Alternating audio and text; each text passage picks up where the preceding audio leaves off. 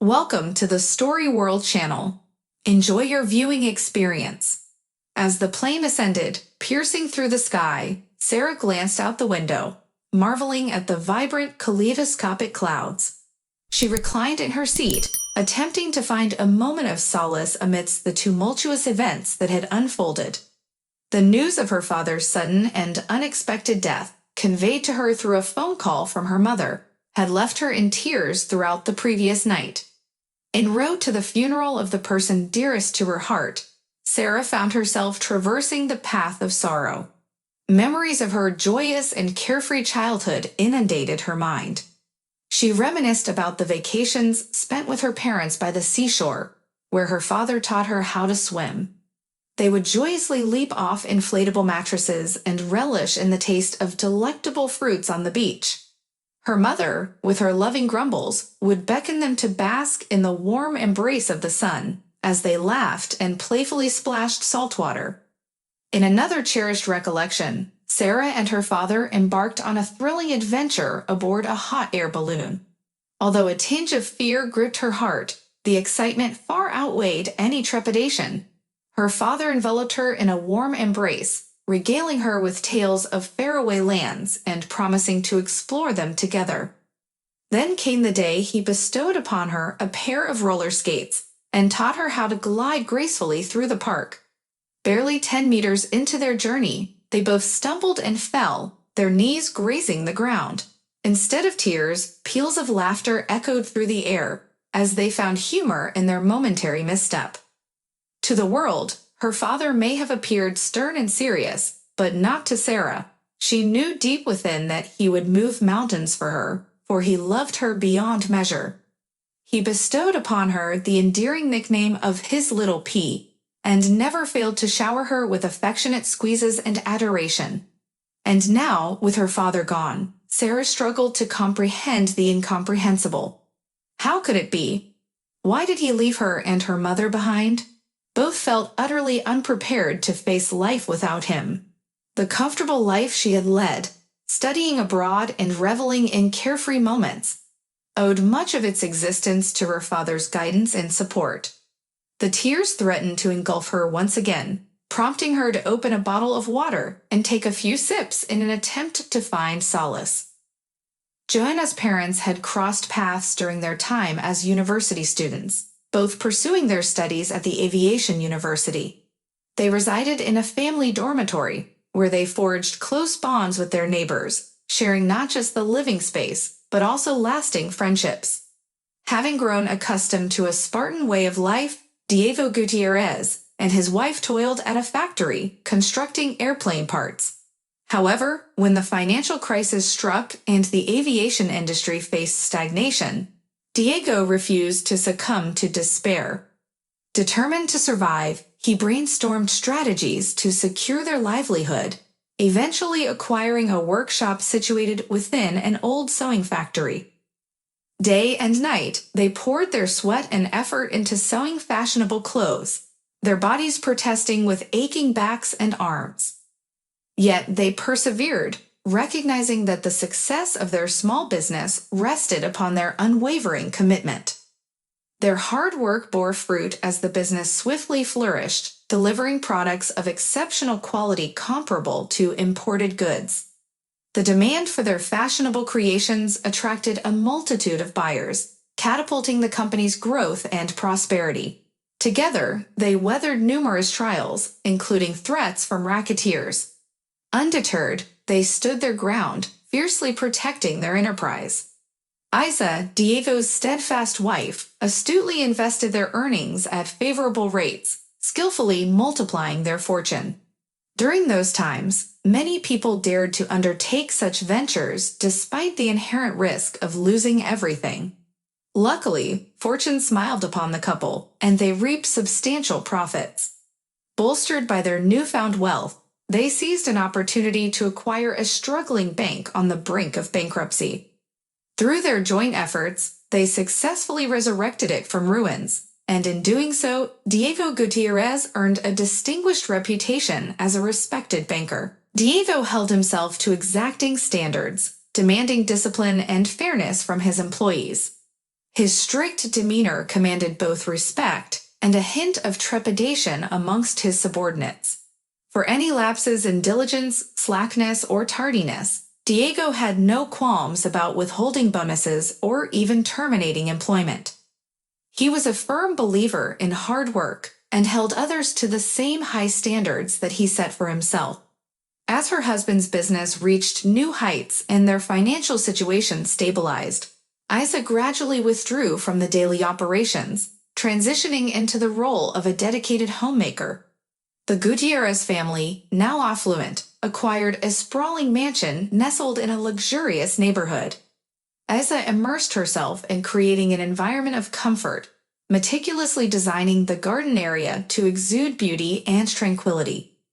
After years of fleeting moments in a whirlwind pace, Isa made the life-altering decision to embrace motherhood. Time had slipped through their fingers, leaving little room for such a precious pursuit. Finally, in their early 40s, the couple experienced the joy of a long-awaited pregnancy. The doctor chastised them for waiting too long, highlighting potential complications. Yet Isa remained resolute, unwilling to heed anyone's cautionary words.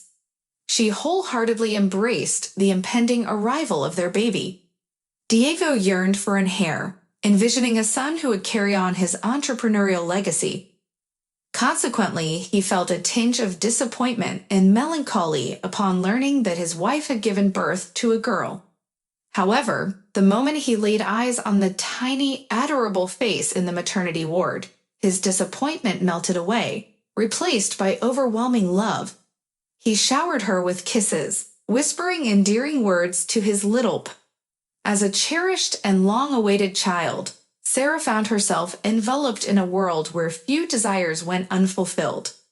She attended a private upscale school, offering comprehensive language education, indulged in the latest gadgets, and wore designer clothes.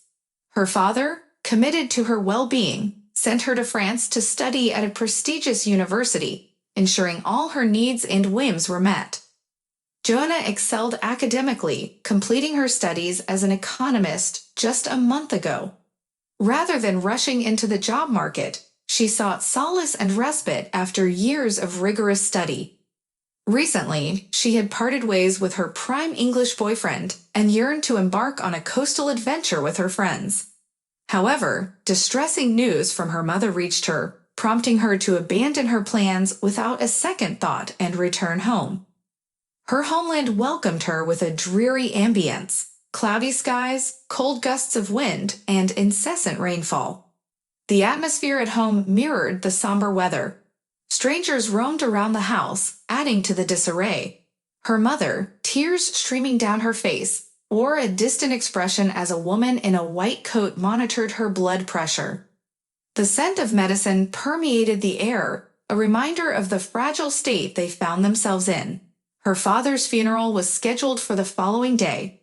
Overwhelmed by grief, Sara burst into tears, clinging tightly to her mother. "Mommy, how could this happen? Daddy wasn't even sick. What happened? I just don't understand. I still can't believe he's gone." The weight of her loss intensified, causing her mother's tears to flow even more freely. Grief had found its way into their lives, casting a heavy shadow over the once vibrant household. In the wake of her father's passing, Sara's mother recounted the events leading to his untimely death. "Lately, your father had been experiencing heart troubles, so I obtained medication from the pharmacy for him. I urged him to see a cardiologist and undergo a cardiogram, but as always, he claimed he had no time due to his demanding business. At the dinner table, after a long day's work, he suddenly felt unwell, struggling to catch his breath, and then he was gone. Right before my eyes. I couldn't believe it. I called for an ambulance and continued to speak to him, desperately hoping for a response, but it was all in vain." Overwhelmed by grief, Sara's mother contemplated the future with a sense of hopelessness. "How are we going to live now? We had grown so close throughout our lives.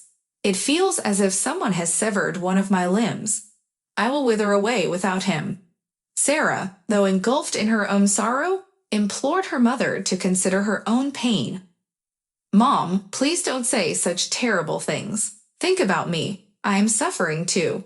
We must be strong." The day of her father's funeral etched itself into Sarah's memory, forever haunting her. The mere thought of kissing her father's lifeless form in the coffin proved unbearable. Her mind simply refused to accept that it was him. Gripping her mother's hand tightly, Sarah supported her through the funeral procession. As her mother could hardly remain standing, her tears flowing freely. The rain seemed to mirror their collective grief, as if the sky itself wept for their loss. Amongst a sea of strangers, in a somber cemetery, unspeakable pain swelled within Sarah's heart. It was at that moment she realized the painful truth. She would never see her father again, never embrace him or feel his warmth. Trembling and numb, Sarah remained oblivious to the biting cold and penetrating wind, lost in a haze of disbelief. It all felt like a dreadful dream, a nightmare from which she yearned to awaken, longing for everything to return to how it was before.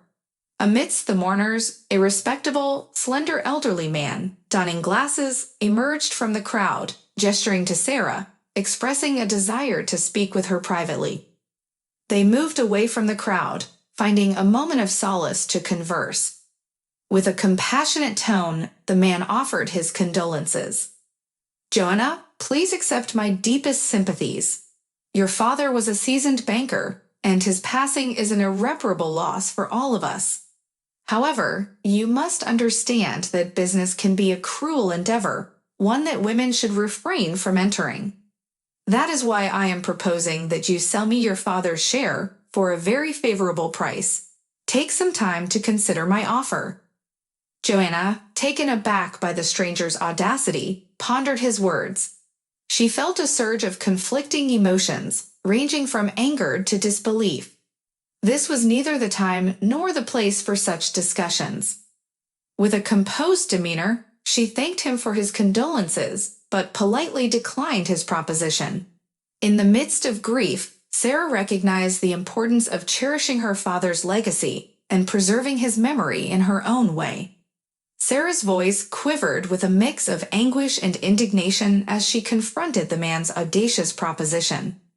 "How can you offer such a thing on a day like this? My father, the nearest and dearest person, has passed away. Do you even comprehend the gravity of that? I can't think of anything else right now. Get out of here. I don't want to see you."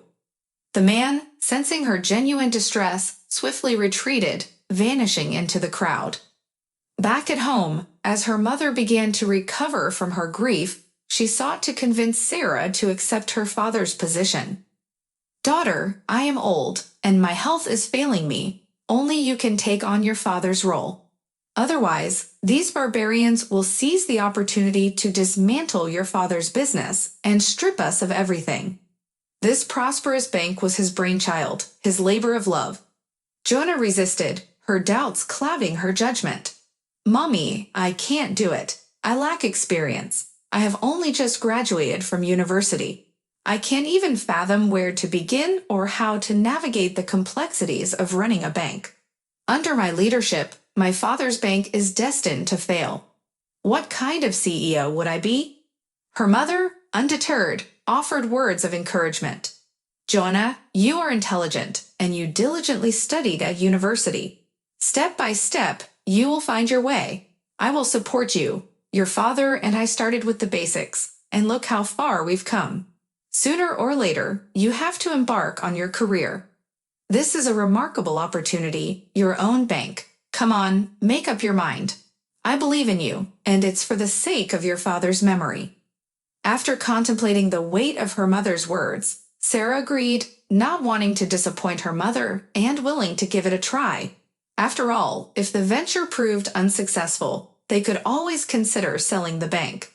Taking a couple of days to reflect, she mustered the courage to embrace the challenge. The following Monday, Sarah walked into the bank building with newfound determination.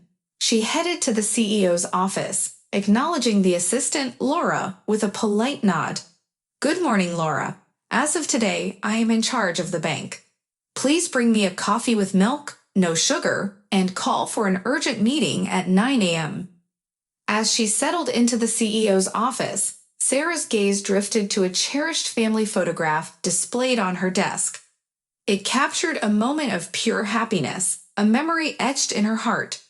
Overwhelmed with emotion, a lump formed in her throat, and tears trickled down her cheeks. The weight of her father's absence lingered, but she was determined to honor his memory through her actions. The first day of work proved challenging as Sarah navigated unfamiliar territory and grappled with the weight of her responsibilities. The tasks ahead seemed daunting, but she drew strength from her mother's unwavering belief in her abilities. Taking a deep breath, Sarah pressed forward, motivated by the desire to preserve her father's legacy and steer the bank towards success. Sarah's voice quivered with a mix of anguish and indignation as she confronted the man's audacious proposition. "How can you offer such a thing on a day like this? My father, the nearest and dearest person, has passed away. Do you even comprehend the gravity of that? I can't think of anything else right now. Get out of here. I don't want to see you." The man, sensing her genuine distress, swiftly retreated, vanishing into the crowd. Back at home, as her mother began to recover from her grief, she sought to convince Sara to accept her father's position. "Daughter, I am old, and my health is failing me. Only you can take on your father's role. Otherwise, these barbarians will seize the opportunity to dismantle your father's business and strip us of everything." This prosperous bank was his brainchild, his labor of love. Jonah resisted, her doubts clouding her judgment.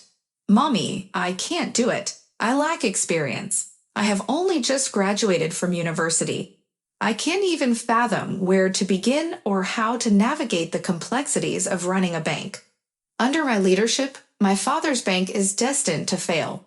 What kind of CEO would I be?" Her mother, undeterred, offered words of encouragement. "Jonah, you are intelligent, and you diligently studied at university.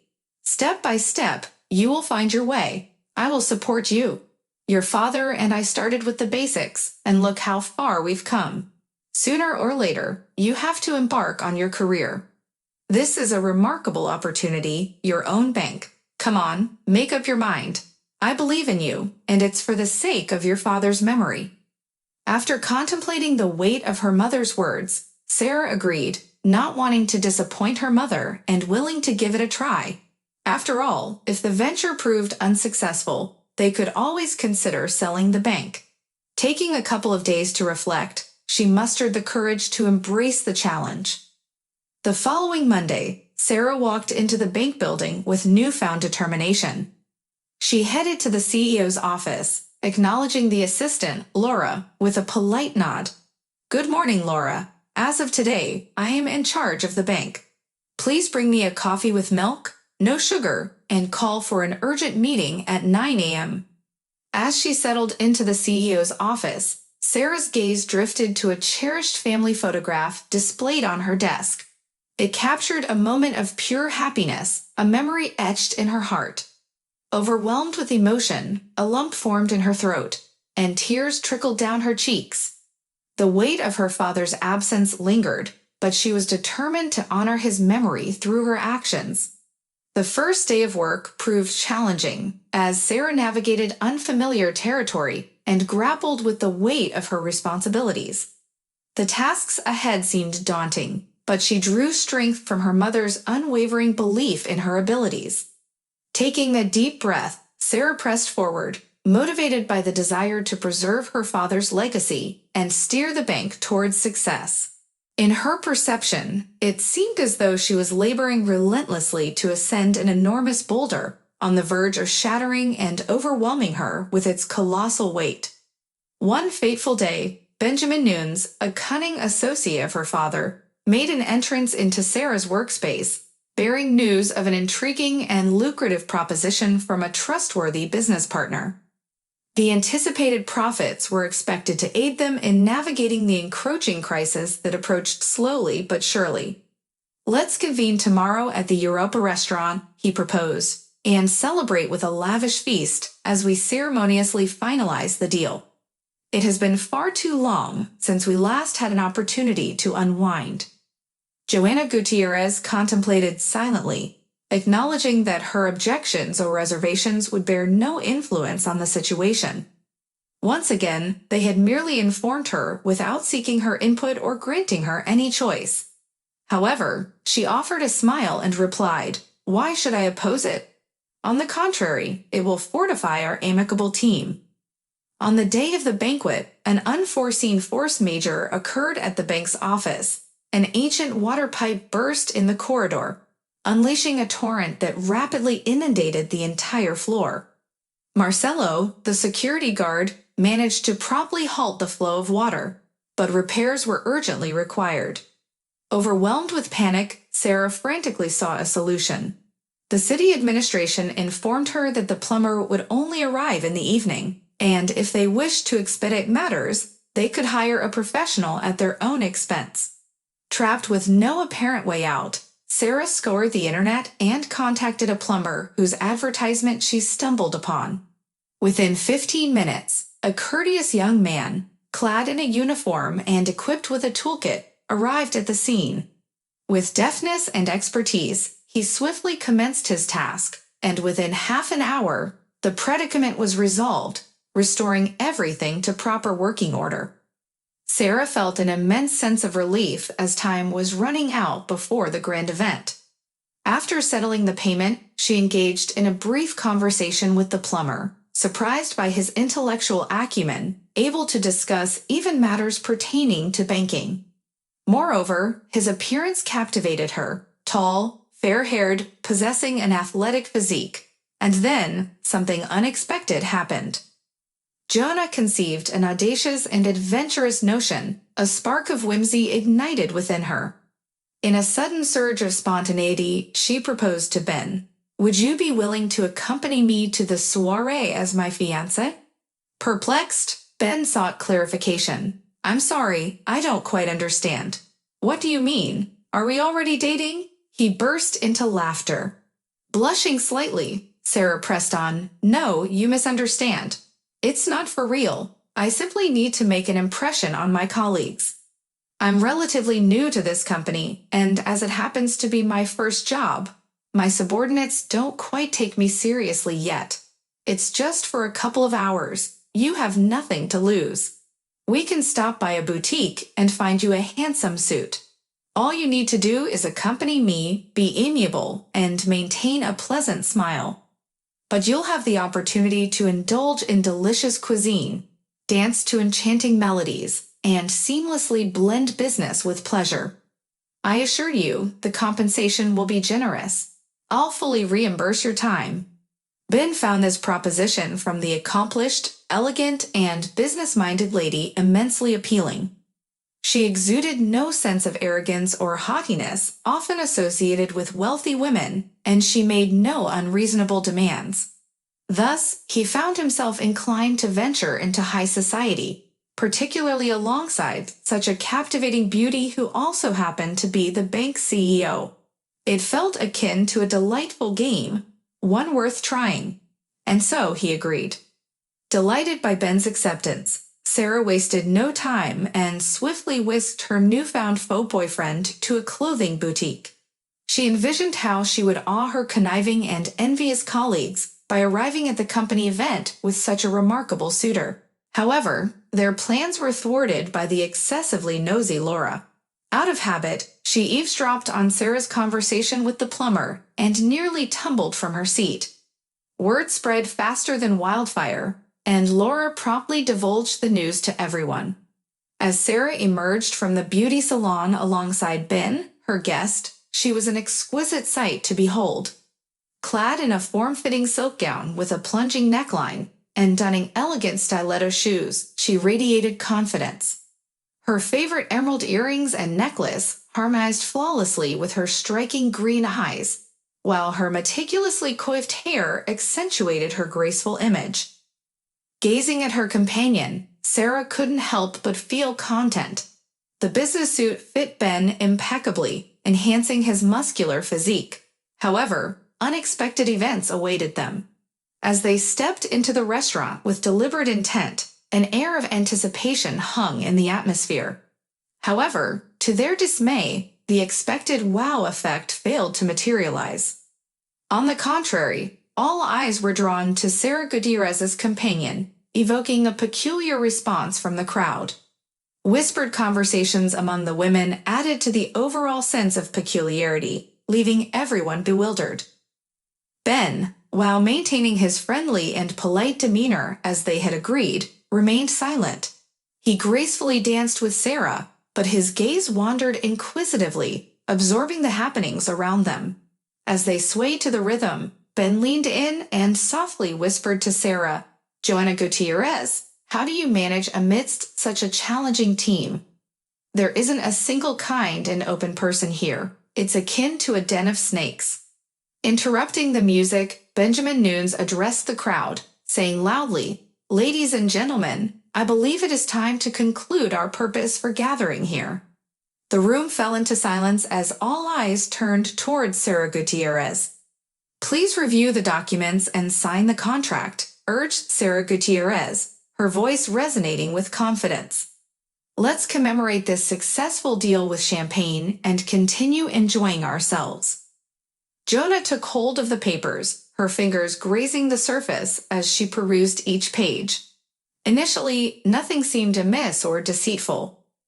Just as she was about to affix her signature, Ben interjected in a hushed tone, his lips close to her ear. "Wait, let me peruse it. Something seems awry. I implore you." Surprised by Ben's sudden intervention, Sara looked at him with a mixture of astonishment and concern. Despite her reservations, she allowed him to examine the papers. Thoughts raced through her mind. "Ben, what are you doing? This is going too far. This isn't what we agreed upon." Ben swiftly scanned through the pages, his brows furrowing in deep thought. With a resolute tone, he continued, "Do not sign anything. It's a trap. They intend to swindle you and leave you devoid of profits, plunging your bank into a sinkhole. Take a closer look at the additional agreement, the fine print at the bottom. Read it again meticulously." An outpouring of indignation swept through the restaurant as the patrons grew outraged. Sara's face flushed crimson, resembling a ripe tomato, as she began to re-examine every page. Her trembling hands halted at the specific points Ben had pointed out. Overwhelmed, she muttered under her breath, "Oh my God, this exorbitant interest rate and these highly unfavorable terms would enslave us in debt for years. How did I fail to notice this?" Joanna's voice turned sharp as she expressed her frustration. "Why didn't I detect this? It's unconscionable." Meanwhile, Benjamin Nunes watched the scene unfold, his expression inscrutable, aware that his deceit had been exposed. "I believe you acted hastily in sealing this deal. Moving forward, please ensure you inform me in advance about all the intricacies and refrain from negotiating with partners without my knowledge. I refuse to sign anything as it holds no profitability for us whatsoever." An angry voice interjected, questioning, "And who might this alleged fiancé of yours be? Is he a finance expert or some sort of super genius?" The man's tone dripped with sarcasm. "He's just a plumber, and you've only met him today. We all knew it right from the start. Whose counsel are you heeding?" Joanna's fury intensified as she snapped back. "It's none of your business who my fiancé is. I won't sign anything here, period." With a sense of finality, Sara declared that the banquet was over and bid Benjamin Nunes a curt farewell. Alongside Ben, she strode confidently out of the restaurant, the sound of her heels tapping on the pavement. It was only when she settled into the car that her emotions overwhelmed her, and she burst into tears, trembling with a mixture of bitterness and pain. Through her tearful sobs, Sara managed to utter, "Nothing seems to be working for me. Everything is crumbling like a fragile house of cards. I can't bear to see those contemptuous faces any longer. I can't take it anymore. I'm just a fool. Why couldn't I see what you saw? What kind of leader am I?" Ben, bewildered by the intensity of her reaction, attempted to console her. "Why are you so upset? It's all right. You've proven to be astute enough to reject this scam, which means you won't suffer any losses. It's challenging for everyone at first, but with experience, it will become easier. You possess a strong character, and I noticed it from the beginning." Joanna mustered a weak smile as she wiped away her smeared makeup. Suddenly, she gazed at Ben intently and inquired, "Tell me about yourself. How do you possess such extensive business knowledge? Are you truly just a plumber?" She paused for a moment before adding, "And one more thing, please call me Sara." Seated beside her, Ben began to unravel the story of his challenging life. "I am an orphan, raised in an orphanage. I have no recollection of my parents. In the maternity ward, my mother callously abandoned me, never sparing a glance in my direction as she ran away. As a child, I frequently found myself engaged in fights, fighting tooth and nail for survival. Life in the orphanage was akin to being imprisoned, governed by the laws of a wolf pack, where the weak were subjugated and subjected to constant humiliation. Amidst this harsh reality, there was a glimmer of light. Our teachers in general displayed kindness and fairness, but it was my math teacher, Felipe Lozano, who left a lasting impression. He nurtured within me a profound love for the exact sciences. He provided captivating additional assignments, explaining every concept in detail, and most importantly, he refused to let me succumb to laziness. Thanks to Felipe's guidance and unwavering support, I secured admission into a prestigious university to study economics upon completing my time at the orphanage. I owe my success to him, for without his assistance, my journey would have been arduous. Initially, everything seemed to be progressing smoothly. I successfully completed 3 courses until I encountered an event that would shatter my entire life. I fell deeply in love with Marina, a girl from a parallel course. She became an indispensable part of my existence, and together, we indulged in dates at discos, relishing moments of joy. To afford our shared adventures, I took on a part-time job, enabling us to frequent cafes, clubs, and exchange gifts. Yet, Marina's desires grew insatiable. Concerned friends warned me, "Marina doesn't love you, can't you see? She's exploiting you to the fullest extent. She takes advantage of your willingness to share lecture notes, complete assignments, entertain her, and shower her with gifts. And yet, she craves more. Doesn't she understand that we are all struggling as impoverished students?" Initially, I dismissed their remarks, believing their words stemmed from mere jealousy. I convinced myself they were attempting to tarnish Marina's reputation unjustly, but doubts began to creep into my mind. One fateful evening at the club, Marina, consumed by excessive alcohol, danced provocatively. It was then that a wealthy individual approached her, forcibly trying to drag her into his car, brazenly offering her a ride. I witnessed the distressing scene unfold before my eyes. Marina cried, screamed, and begged for release. In a surge of protective fury, I confronted the intruder, engaging in a physical altercation to defend my beloved fiancé. With a resolute punch to his face, I managed to free Marina from his clutches. The enraged individual continued to unleash his fury, shouting and raging in frustration. "Watch your back, Penny the student. I will make sure you regret this," the antagonist threatened, attempting to provoke fear within me. He continued with a false sense of superiority. "Do you even know who my father is?" Unfazed by his empty words, I paid little attention to his futile attempt at intimidation. However, this cowardly individual wasted no time in running to his influential father, who, as it turned out, held the position of prosecutor. To my astonishment, I was swiftly expelled from the university without any explanation provided. I desperately attempted to explain the circumstances, emphasizing that I engaged in the fight solely to protect my fiancé from harassment. Yet my pleas fell on deaf ears. No one seemed willing to listen or acknowledge my side of the story. I had hoped that Marina, the woman I loved, would stand by me and confirm the truth. However, she conveniently took sick leave and sought refuge with her parents in another city, avoiding any involvement in the scandal. The conniving antagonist ensured that my troubles extended beyond the university grounds. Every attempt I made to enroll in other educational institutions was met with rejection as soon as they heard the name Ben Navarro. The mere mention of my identity resulted in abrupt hang-ups and closed doors. It was a profoundly disheartening experience. To compound my disappointment, Marina, whom I had suffered for, proved to be unsupportive. Instead of standing by my side, she swiftly abandoned me amidst the trials and tribulations. A fiancé with no promising future held no appeal for her. To my dismay, she chose to pursue a relationship with the very antagonist, whose wealth had become a more enticing option. Thus, our love story came to a bitter end. Left with no viable options, I resorted to working as a plumber, needing to sustain myself somehow. The salary was reasonable enough to make ends meet, so I couldn't complain. Ultimately, I recognized that the predicament I found myself in was a result of my own actions.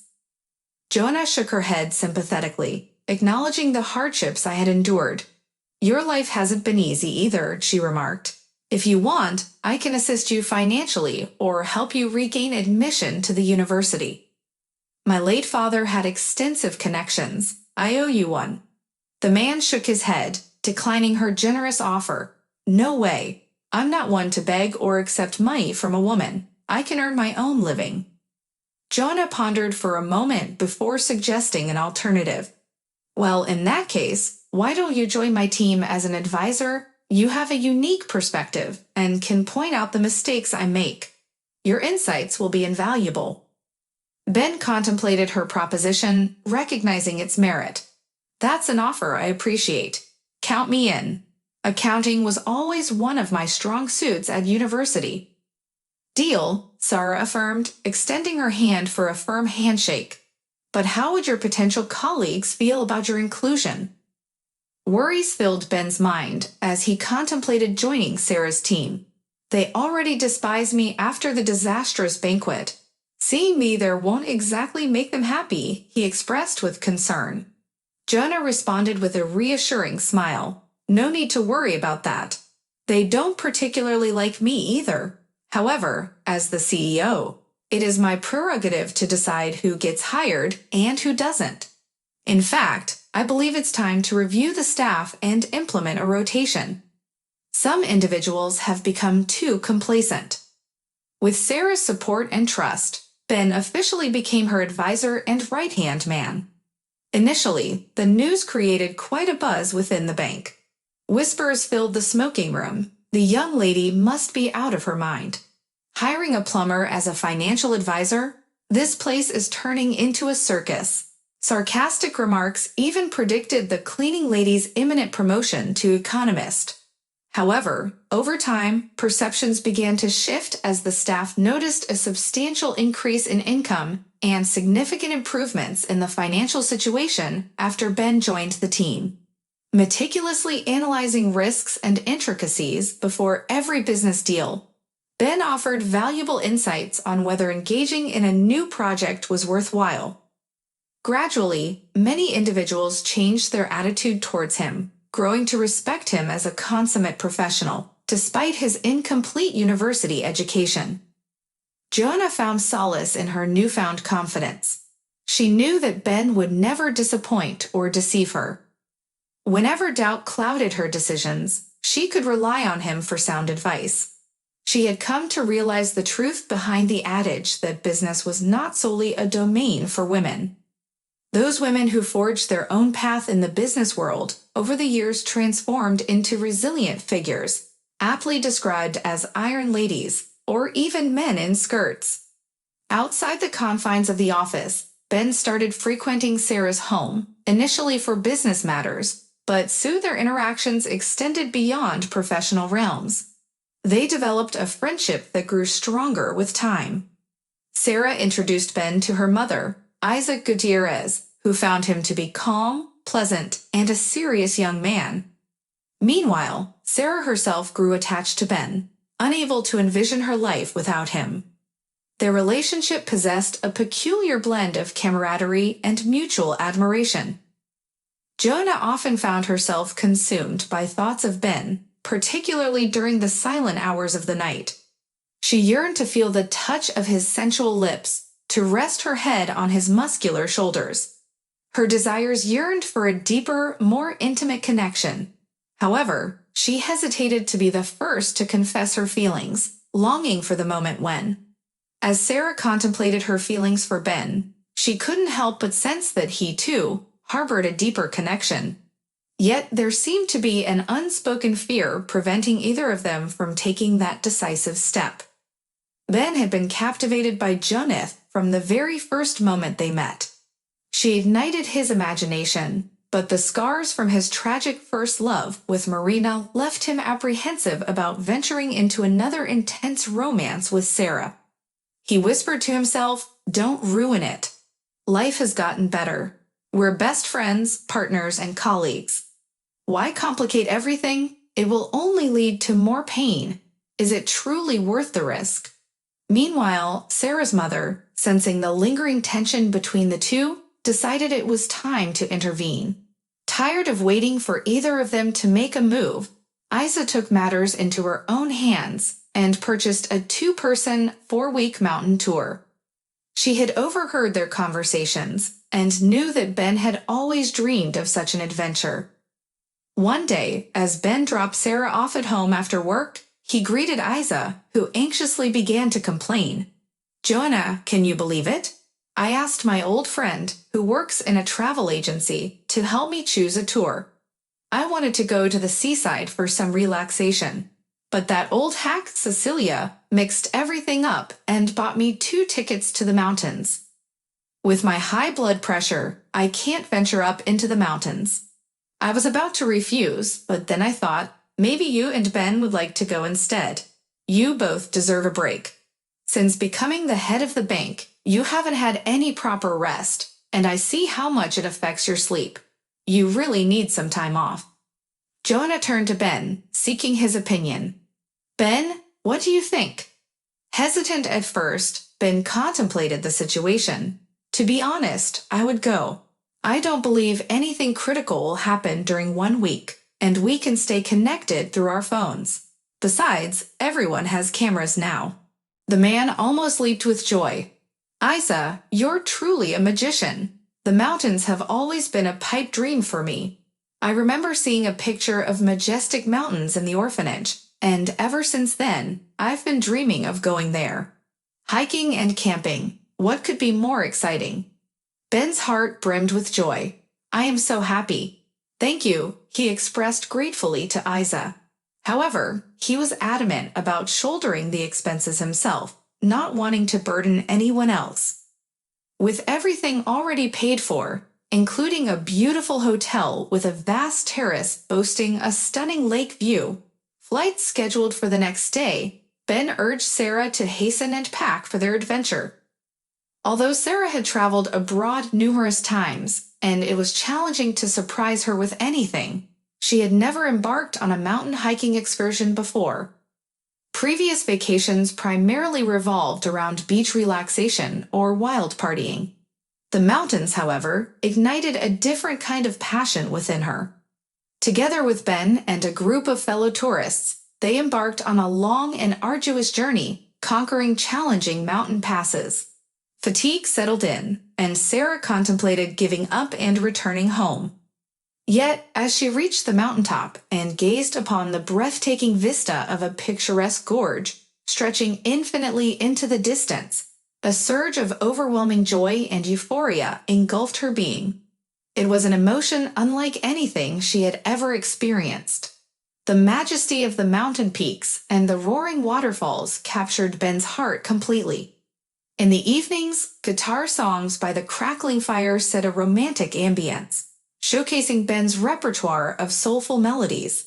His pleasant, velvety voice resonated through the serene surroundings, leaving Sara completely mesmerized. On the following day, as they rode the cable car back to the hotel, Sara suddenly felt an intense rush of fear when she looked down, causing dizziness to overcome her. Instinctively, she pressed herself against Ben for support. Unexpectedly, amidst the whirlwind of emotions, she found herself impulsively kissing him on the lips. Immediately regaining her composure, she attempted to brush it off with a playful comment, "Oh, I'm sorry. It's just the change in pressure. I didn't mean to." Before she could finish her sentence, Ben, unable to resist the magnetic pull between them, silenced her with a passionate and fiery kiss. In that electrifying moment, their hearts beat in perfect synchrony, and all the pent-up passion, desire, and hidden feelings that had been building up throughout their journey burst forth. That night, beneath the starlit sky, they expressed their love for each other with an intensity that lasted until the first rays of dawn illuminated the world around them. Ben softly murmured in the young lady's ear, expressing that these are the most extraordinary days of his existence, "My darling dear, my affection for you is immeasurable." Joanna's lips curved into a smile as she reminisced. "We were incredibly foolish, akin to children concealing ourselves within our own protective shells, afraid to utter the most vital words to one another." Ben tenderly responded, "I too love you, and the joy I experience is unparalleled in my entire life."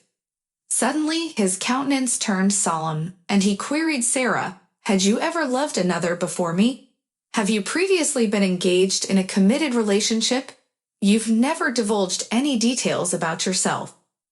The young woman replied, "I have only had a single romantic liaison with a practical Englishman, but it was devoid of any genuine love. Everything was conducted in a strictly businesslike manner, adhering to rigid schedules. He even allocated specific days of the week for our rendezvous and documented them in his notebook. I grew weary of it all, feeling like a mere plaything. It's a different story here. I longed for a man who would care for me." Ben tenderly kissed Sara and assured her, "I will support you, cherishing you with unwavering dedication. I promise to be there for you, to weather both the joys and sorrows, unlike Marina." Jonah clung tightly to her beloved and fervently vowed, "I promise, I need no one else." Upon arriving home, a contented Isaac Gutierrez observed an undeniable change in both their countenances. Their eyes gleamed, and their smiles never waned, radiating happiness. "Well, it seems my plan succeeded," he mused with satisfaction. "That's wonderful news," the woman pondered aloud. "Perhaps I'll finally have the joy of grandchildren." "So did you have a pleasant time? Did the mountains bring you joy?" Joanna and Ben delved into a conversation about their impressions, eagerly showcasing photos on their smartphones. Subsequently, they unpacked souvenirs, soothing herbal tea, and delectable cone jam. After some more casual conversation, Ben prepared to leave, bustling about in the hallway. Isa eyed him curiously and suggested, "Why go back and forth? Perhaps you should move in with us permanently. You won't be a bother. My quarters are situated in the opposite wing of the house, and my favorite retreat is the garden. I spend the majority of my time there, and you can live as you please." Sara and Ben exchanged glances, their laughter resonating through the room. The wedding was imminent, and Isa's mind was suddenly filled with a new, audacious idea.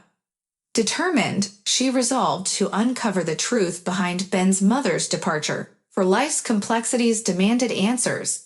What lay in store, no one could tell. Isa yearned to find Ben's long-lost mother, extending an invitation to her son's wedding, an act of heartfelt warmth. With fervor akin to Sherlock Holmes, she embarked on the task, employing her late husband's connections. Through a surviving nurse's recollections, she unveiled the name and surname of the elusive woman. Fortuitously, a retired acquaintance, intimately acquainted with their family, effortlessly obtained the woman's address. Mercedes Alcarissa, a mere 16 during childbirth, awaited Isa's arrival, a reunion shrouded in mystery. The following day, Isa divulged her plans to her family, casting herself into an uncharted journey. "Jonah Ben, I shall be absent for a few days," she declared. "I am off to visit an old friend in a city where we haven't crossed paths in ages." Joanna's intuition hinted at an underlying concern. "Mother, you've never had friends in that city," she expressed. "Pray tell, what troubles your thoughts?" Asa's smile concealed her secret. Worry not, my dear. It's simply a whimsical notion brought forth by my advancing years. I shall return shortly, granting you respite for my constant presence, she mirthfully chuckled. Isaac Gutierrez, undeterred by uncertainties, discovered the correct abode and pressed the doorbell with conviction. True to her nature, she believed that once committed, she must see things through, an invaluable lesson instilled by her late husband. A middle-aged woman, impeccably attired, opened the door, yet her eyes betrayed profound sorrow. With astonishment, she inquired, "Good afternoon. May I assist you? We seem unacquainted." Isaac replied, her voice unwavering, "My name is Isaac Gutierrez. Hailing from the neighboring town, I bear vital tidings to share. Might I have the privilege of entering?" The woman granted her guest admission, leading her to the sanctuary of the kitchen. Isa, ever mindful of time's preciousness, broached the topic at hand, Mercedes. "Allow me to acquaint you with a remarkable young man, soon to marry my daughter, Ben, a 25-year-old who blossomed within the walls of an orphanage. He confided that his mother abandoned him at the very threshold of life. Does this revelation stir any emotions within you?" The woman's countenance grew clammy, her features contorted as she retorted with sharpness, "What do you seek from me? Why subject me to this interrogation? Who granted you the audacity to intrude upon my life?" Isa's voice softened, accompanied by a comforting smile. "Please do not fret. It was my own volition to visit you today, unbeknownst to Ben and Sara. Their wedding draws near, and I thought it fitting for you to extend your congratulations to your son." "I bear no judgment whatsoever," Isa continued, emphasizing her empathy, "though I cannot fathom how one could abandon their own child." Without warning, Mercedes was overcome by tears, her sorrow gushing forth. "I was merely 16, and my parents were esteemed individuals, my mother, a gynecologist, and my father, a professor of philology. It was during my high school years when I fell deeply in love with Sebastian. We were inseparable, attending movies and dancing at discos together." She paused, a tremor coursing through her voice, and then it happened, albeit only once, and I found myself with child. I concealed my condition for as long as possible, hiding my growing belly beneath oversized white sweatshirts. However, when my parents discovered the truth, it was too late to consider an abortion. I was already 6 months along. Mercedes's voice quivered, reliving the turmoil of the past. "A tremendous scandal erupted within our household. My parents berated me, claiming I had brought shame upon them in front of the entire world. Recognizing the gravity of the situation, Sebastian's parents, selling all their possessions, departed the city alongside their son." She paused, her sorrow palpable. "I never revealed the existence of the child to them. What would have been the point? My mother vehemently declared that bearing a baby with a stranger at the age of 16 was inconceivable. Consequently, she orchestrated my departure, feigning a prolonged hospital stay for treatment. In truth, I remained confined within the walls of our home," Mercedes confessed, her voice laden with regret. "And then the day arrived when I gave birth, a moment when I bid farewell to my precious baby. My mother handled all the necessary arrangements, sending him off to an orphanage." Mercedes's pain permeated her words. The predicament was seemingly resolved, yet I carried the weight of remorse within me. Countless tears of regret have been shed since. Though I remarried twice and pursued a career in gynecology, I was never blessed with more children. I suppose that is the price I paid for my choices. Overwhelmed by guilt, Mercedes contemplated the impending encounter with her son, the weight of shame pressing upon her. How could she look him in the eye? What words would she utter? The depths of her remorse were unfathomable, questioning her worth as a mother. After all, she herself was but a child when she brought him into the world. Isaac Gutierrez listened attentively, refraining from interjecting. Then he spoke, his voice brimming with understanding. "Your son Ben is an extraordinary individual, a paragon of goodness and kindness, despite the hardships that have befallen him. I believe he possesses the capacity to forgive you." With these consoling words resonating in her mind, Mercedes pondered the imminent wedding, scheduled to take place at the Plaza restaurant in a mere 2 weeks.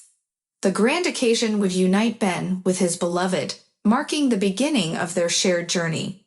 As anticipated, the day arrived, bedecked in resplendent festivities. Laughter echoed through the air as guests reveled in the joyous celebration, dancing with unbridled enthusiasm that persisted till the break of dawn. In the midst of the jubilation, an alluring and impeccably dressed middle-aged woman gracefully entered the hall. Her eyes swiftly sought out Ben, and in an instant recognition illuminated her features. He bore an uncanny resemblance to her late father. Approaching him with trepidation, she greeted him with a simple "Hello, Ben." "I need to speak with you," she implored, her voice laced with vulnerability.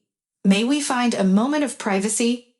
Ben hesitated, his commitment to transparency evident. "Good evening. I have no secrets from my fiancé. Speak here. What is it you desire?" Mercedes steeled herself, her resolve unwavering. "Ben, I am your mother. My name is Mercedes. I admit without excuse or justification that I abandoned you in the maternity hospital.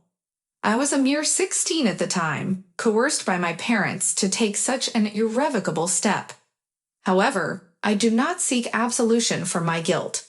I have carried the weight of regret throughout my life, which is why I implore your forgiveness." Ben's expression remained impassive, his response measured. "I have no material needs, and I am content in my circumstances. I wholeheartedly congratulate you on my impending marriage and wish you true happiness. I am genuinely pleased for you." With these words, Mercedes extended a gift, an offering of goodwill on this joyous occasion. She presented him with the keys to a car, symbolizing a gesture of reconciliation and closure. Turning away, she felt the dissonance between herself and the surroundings, recognizing that she no longer belonged. She understood that her son might never fully forgive her, and the past could never be reclaimed. Yet, in an unexpected turn of events, Ben rushed towards her, his embrace conveying forgiveness and love. He whispered in her ear, "I forgave you long ago, during my time in the orphanage when I yearned for your presence. I am elated that you found me and sought to meet me, even now as I have transitioned into adulthood." A wave of relief and gratitude washed over Mercedes as she embraced her son, the mending of a fractured bond and the dawn of a newfound connection. "I'm not allowing you to go anywhere," Ben declared firmly, his voice laced with determination. "Please have a seat at the table." Tears streamed down the woman's face, mingling with Sarah's own tearful expressions. Meanwhile, Isaac Gutierrez wore an expression of unbridled delight, his hands rubbing together joyfully. "Well, isn't this marvelous? Everything has fallen into place perfectly," he exclaimed. The guests exchanged bewildered glances, grappling to comprehend the sudden turn of events. Confusion shrouded their minds, leaving them questioning what had transpired. Taking hold of the microphone, Ben's voice resonated through the room as he made an announcement. "Dear guests, I invite you all to raise your glasses in a toast to my mother, who has found me after all these years. Today, I embrace a newfound sense of family." A chorus of jubilant cheers erupted, accompanied by clinking glasses and the effervescence of champagne. The festivities continued, and the dance floor remained alive with exuberant movements. Meanwhile, Asa seated herself beside Mercedes, forging a connection between them. As the merriment drew to a close, Ben leaned in close to Sarah's ear, whispering, "Let's escape. I have another surprise in store for you." Intrigued, Sarah's curiosity piqued. "Truly? Count me in. I adore surprises." Ben spoke in hushed tones, revealing his condition. "There's just one stipulation. You must be blindfolded. Only then will the surprise have the desired effect." Jonah agreed, her anticipation growing. Stealthily, they slipped away from the banquet hall, unnoticed by the revelers. Ben skillfully blindfolded Sarah with a thick scarf, guiding her into a waiting limousine. They embarked on a journey, a blend of driving and walking, until Ben effortlessly lifted Sara into his arms, carrying her to an undisclosed location. Then, a peculiar sensation swept over them as the ground seemed to sway and recede beneath their feet. Fear mingled with confusion, prompting Sara to implore, "Ben, I'm removing the blindfold. This joke has gone far enough. It's no longer amusing." As she cautiously unveiled her eyes, an overwhelming sense of awe washed over her. Ben and Sara stood upon a majestic snow-white yacht, gently gliding along the wide river. The breeze tousled Sara's ethereal, snow-white dress as the sails billowed above them. A delectable buffet graced the scene, offering an array of fruits, champagne, and caviar sandwiches. The setting was nothing short of extraordinary, leaving Sara utterly astonished. Never before had anyone bestowed such a remarkable gesture upon her. The sight of the endless river stretching toward the distant horizon, the invigorating breeze, the seagulls soaring overhead, and the beloved man standing by her side at the helm like a true captain, all combined to create an enchanting experience. Ben tenderly kissed Sara, enveloping her in his embrace from behind. He whispered softly, "How did you like the surprise? Was it a success? I hope you don't mind spending an unforgettable wedding night on this boat," Ben whispered, his voice laced with anticipation. "It will be just you and me, the rhythmic waves, the caress of the wind, and the vast river surrounding us. Not a soul in sight." Jonah was struck with a mix of shock and elation. Ben had orchestrated this moment with impeccable charm, evoking a sense of true romance. Tears welled up in her eyes, overwhelmed by the depth of his gesture. This night would undoubtedly be etched in their memories as the most magical of their lives. Following their wedding, Ben relocated to Sara's opulent mansion. Both of them dove back into the realm of work after their enchanting vacation. Days blurred into nights as they tackled endless tasks and resolved issues, toiling tirelessly in a non-stop mode. After a month of this relentless pace, Sara's well-being began to deteriorate. Each passing day sapped her energy, leaving her bedridden in the mornings, plagued by constant nausea and a loss of appetite. Fear gripped her, yet she kept her concerns hidden from Ben, even though he noticed her significant weight loss and had to coax her into eating. Seeking solace and guidance, Sara decided to confide in her mother. In the evening, while Ben took a shower, she mustered the courage to speak. "Mom, please don't worry, but I don't feel well. I'm constantly nauseated and weak.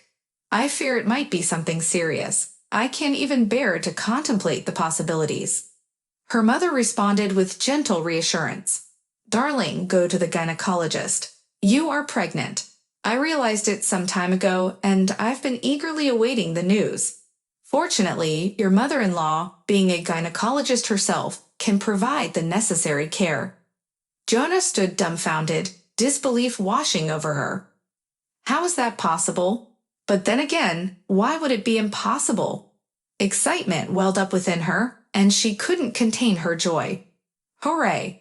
Ben's eyes glistened with happiness as he gazed at the tiny spot on the monitor.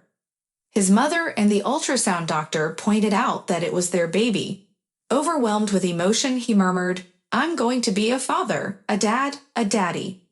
What an incredible blessing! I will shower my child with all the love and tenderness I have longed for." Lying on the examination table, Sara silently expressed gratitude towards the disgruntled receptionist who had inadvertently guided her to call a paid plumber. Ben's temporary occupation had proven prophetic. He had transformed into the husband of her dreams, a man who embodied love, support, and unwavering devotion. Sometimes it is the chance encounters, the fleeting moments shared with another person, that hold the power to alter one's destiny entirely, steering it towards a path of happiness. Sara reflected upon this realization, cherishing the serendipitous twist of fate that had brought her to this point. And if you're enjoying this story as well, please leave a like and subscribe to the channel.